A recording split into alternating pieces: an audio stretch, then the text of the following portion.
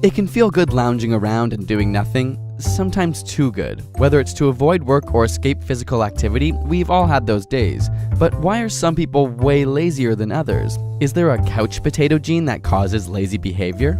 Evolution has molded our brains and bodies to respond positively to natural rewards such as food, sex, and even exercise. Wait, exercise? Yep, the pleasure we experience comes largely from the dopamine system in our brain, which conveys these messages throughout the body, ultimately helping to ensure the survival of our species. For many, the pleasure derived from exercise can become just as addictive as food and sex. But while we're all up for more food and sex, many struggle with the desire for physical activity, even though it's an essential part of human biology. Scientists studying mice have found an interesting genetic connection. After separating mice into two groups, those that chose to run on their wheel more often and those that decided not to run as much, the difference was clear in their offspring.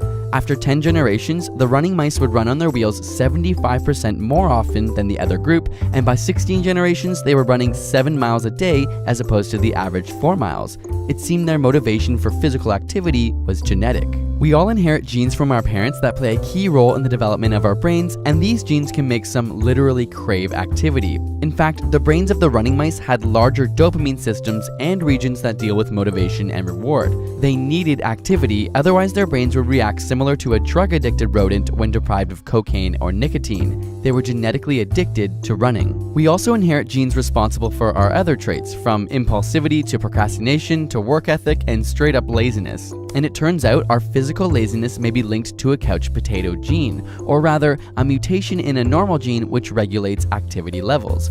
This gene is responsible for a type of dopamine receptor. Without it, you're more likely to prefer sitting around and simply doing less than those who have the properly functioning gene. So the truth is, your desire for activity may not be entirely up to you, but many environmental factors are also at play, which means you aren't doomed to a life of laziness. Although making a change will be harder for some, knowledge is power. So if you think you're genetically lazy, get off the couch and fight your DNA. Your brain will reward you in the end. Need some help to get there? Check out our past video on the science of productivity, which might help you improve your motivation and fight that laziness. And if you'd like to learn more about the amazing science behind extraordinary athletic performance, check out one of our favorite books, The Sports Gene by David Epstein, which was a major source for this episode. It's a great read, and you can get a copy of it using the link in the description below. And subscribe for more weekly science videos.